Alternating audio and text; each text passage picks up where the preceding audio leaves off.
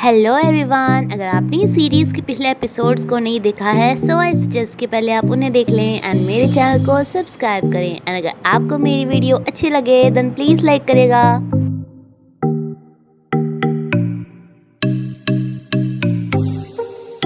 Episode की शुरुआत में ये अपने रूम में बैठी हुई अपनी पापा की बातों को याद कर रही होती है, जो कि इसे डांट रहे होते हैं कि इतना सब कुछ करो कि लोग तुम्हारी कद्र करें, तुम्हारी वैल्यू करें। तभी इसे एक आइडिया आता है और ये अपने सभी फ्रेंड्स को लेके शाओयान के घर पे पहुंच जाती है कि मैं सबको बताऊंगी अपनी कंपनी में मैंने वो पैसे इस घर पे लगाए हैं, हम इस घर को लेके एक प्रोजेक्ट तैयार कर रहे हैं। ऐसे मैं एक्सप्लेनेशन दे के सभी को बता दूंगी कि मैंने इस सब कंपनी के लिए ही किया है। अब ये इस पे लगातार काम करना शुरू कर देती है, जहाँ पे खुद तो खा ही नहीं रही थी, दूसरों को भी इसके वजह से खाने को नहीं मिल रहा था। सिर्फ लगातार काम। इसके अंकल ने ये तो इसे पहले ही बोल दिया था कि कंपनी के सारे कामों से ये कुछ दिनों के लिए बेदखल कर दी गई है, इसलिए इस प्रोजेक्ट के लिए कंपनी से एक भी पैसा नहीं दे सकती थी। ये काफ़ी सारे इन्वेस्टर्स की हेल्प मांगती है कि वो इस प्रोजेक्ट में पैसे लगाएं, लेकिन कोई भी इतने छोटे से बिजनेस में पैसे लगाने को तैयार नहीं था। लास्ट में भी जब पूरी रात ऐसे गुजर जाती है तो अगले दिन भी जब शाओयान सबके लिए खाना बना के लाता है तब भी इन्हें लेके चली जाती है, बिकॉज एक नया आइडिया आता है कि लोग इन्वेस्ट इसलिए नहीं करें कि छोटा प्रोजेक्ट है तो क्यों ना ये इस बड़ी सी जगह, इस पेट के फ्यूनरल वाली जगह को भी लेके प्रोजेक्ट तैयार करे। जूलियन बाकी दोनों भी इसे समझाते हैं कि इतनी ज़ोर से ये कार ना चलाए, ये पूरी रात से सोई नहीं है, इन्हें कार चलाने दे, बट ये नहीं मानती। एंड देन इसके बाद ये एक्सीडेंट होने से भी बाल बाल बचती है। यहाँ पे उतरते ही अपने आइडियाज़ इन्हें बताने लगती है, लेकिन जोली इस पे काफ़ी गुस्सा होती है कि तुम क्या अपना अपना ही सोच रही हो, अभी तुम्हारे वजह से हम सब मरने वाले थे एंड तुमने ये सोचा कि तुम्हारे चक्कर में हम तीनों भी बिना खाए पिए तुम्हारे साथ लग रहे हैं, तुम बहुत ज़्यादा सेल्फिश हो रही हो। लेकिन ये कहती है कि मैं अपनी वैल्यू बढ़ा रही हूँ, वैल्यू से ही सब कुछ होता है। अगर मैं इतनी बड़ी कंपनी की सीईओ ना होती तो क्या ये अपना काम छोड़कर मेरे साथ यहाँ पे आता, या फिर तुम मेरे साथ आती। जोली को काफ़ी ज़्यादा गुस्सा आता है क्योंकि ये इसके साथ इसकी बेस्ट फ्रेंड बन के रहती थी, बट इसने जोली को सिर्फ एक एम्प्लॉय समझा, इसलिए इसे सुनाकर चली जाती है। ये काफ़ी ज़्यादा सैड हो जाती है क्योंकि इसे कंपनी को अपनी पोजीशन बचाने के लिए कुछ भी रास्ता नज़र नहीं आ रहा था। इसलिए जाओयान इसे एक जगह पे लेके जाता है जो कि कभी एक अम्यूज़मेंट पार्क हुआ करता था एंड इसके पापा यहाँ पे काम करते थे, लेकिन इसके पापा की डेथ के बाद ये जगह बंजर हो गई। एंड इसी जगह पे इसे इसका फ्रेंड लूफान भी फर्स्ट टाइम मिला था, जिसने इसके पापा की डेथ के बाद इसे कहा कि मेरा अपने मॉम के पास ना मन नहीं लगता है, तो क्यों ना मैं तुम्हारे साथ रहना स्टार्ट कर दूँ। लेकिन दरअसल लूफान का इसके साथ आने का मेन मोटिव यही था कि कहीं अपने पापा के बाद अकेला ना रह जाए। तो यान इसे रियलाइज़ करवाता है कि फ्रेंड्स कितने ज़्यादा ज़रूरी होते हैं एंड इसे अपनी फ्रेंड जूली को ऐसा सब कुछ नहीं बोलना चाहिए था। ये इसे घर जाके लेटा देता है, जो कि सोते हुए भी बस यही बोल रही थी कि जोयान हम जीत कर ही रहेंगे, मैं अपनी पोजीशन हासिल करके ही रहूँगी। लूफान एक ऐसे अंकल को जानता था जो कि चैरिटी के ऊपर सर्टिफिकेट्स बना के देते थे, इसलिए ये जोयान को भी वहीं पर ही बुला लेता है, जिसके पीछे से शीजिन को सपना आता है जैसे ये उसी जगह पे पहुंच गई है। ये पर्सन इसे फिर से बोलता है कि ऐसे इस घड़ी को रोकने से तुम्हारा टाइम रुकना नहीं वाला है। बेचारा जो जाना चाहता है वो जा नहीं सकता एंड जो रहना चाहता है वो नहीं रह सकता। इसकी आंखें खुलने पे ये दिखती है कि इसका टाइम फिर से स्टार्ट हो गया है, क्योंकि जाओयान यहाँ पे नहीं है। ये इसकी लोकेशन चेक करने ही वाली थी कि इसे एक फ़ोन आता है किसी इन्वेस्टर का, जो इसे बताते हैं कि हम आपके प्रोजेक्ट में पैसे लगाने के लिए तैयार हैं, जिसके लिए हम आपसे अभी के अभी मिलना चाहते हैं।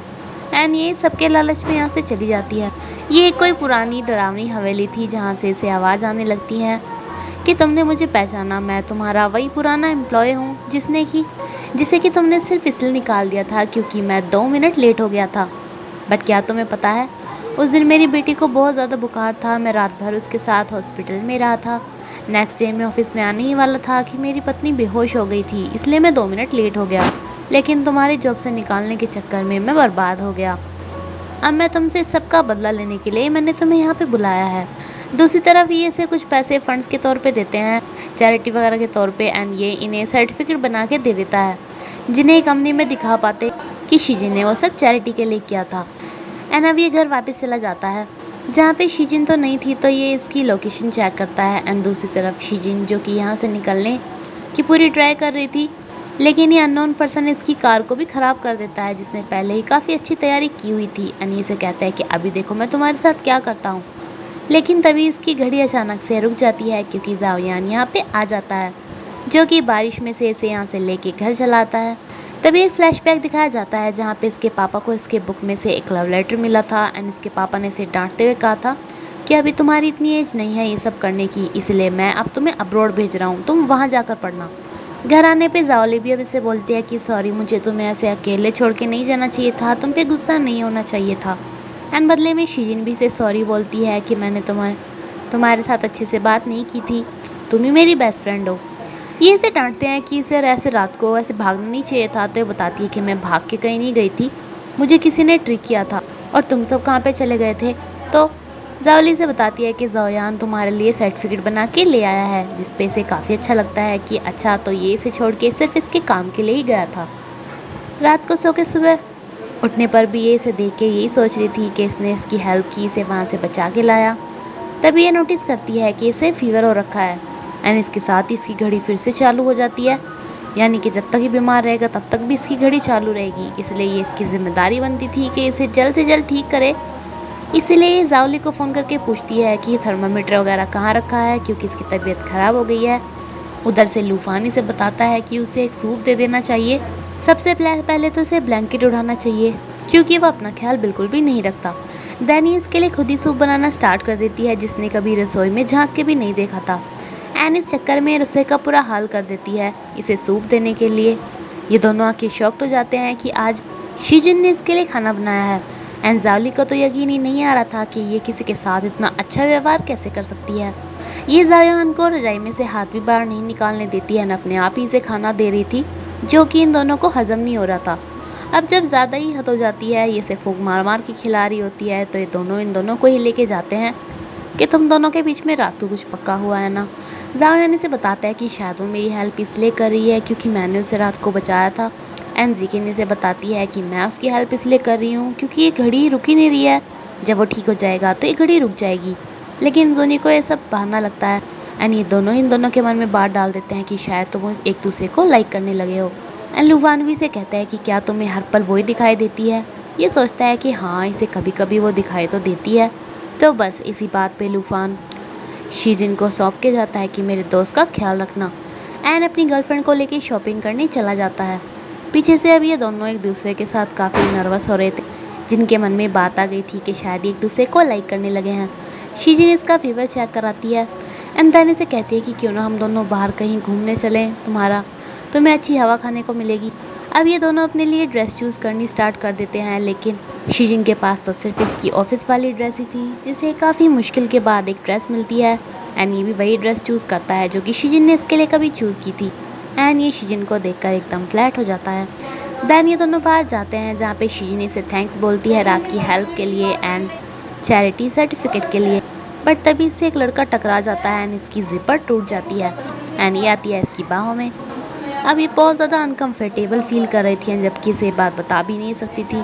शायन इससे पूछता है कि तुम्हें सनसेट कैसा लगता है, तो ये बताती है कि मुझे तो सनराइज़ ज़्यादा अच्छा लगता है, क्योंकि दिन की शुरुआत होती है, यानी कि काम की शुरुआत, यानी कि हर टाइम काम की बात। ये बताता है कि मुझे सनसेट पसंद है क्योंकि वो अपने घर पे जाने का टाइम होता है।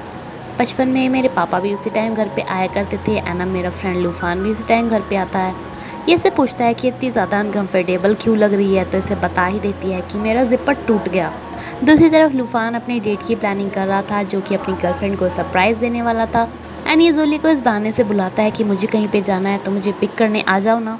जायान भी अब इसकी हेल्प कर रहा था इसे किसी तरह घर पहुंचाने में। तभी ये इसे बीच में रुक के कहता है कि मुझे तुम्हें कुछ कहना है। इसका एक्सपेक्टेशन लेवल बहुत ज़्यादा बढ़ जाता है, बट ये इसे बताता है कि क्यों ना तुम जल्दी घर पे चलो, क्योंकि मुझे बहुत तेज़ वॉशरूम आया है ना। घर आने पे जोयान खाना बनाना स्टार्ट कर देता है। ये इसे मना करती है, बट ये फिर भी नहीं मानता है और अपनी उंगली को कट करा लेता है। इसलिए शीजिन खुद ही बनाना स्टार्ट करती है, बट इसे काटना नहीं आता था, इसलिए ये इसकी हेल्प मांगती है। एंड एक दूसरे की हेल्प करने के चक्कर में दोनों काफ़ी बार एक दूसरे के क्लोज आते हैं। एंड इसी के साथ ये एपिसोड ये पिक ख़त्म होता है फ्रेंड्स। अगर आपको ये वीडियो अच्छी लगी हो तो प्लीज़ लाइक करिएगा। Thank you.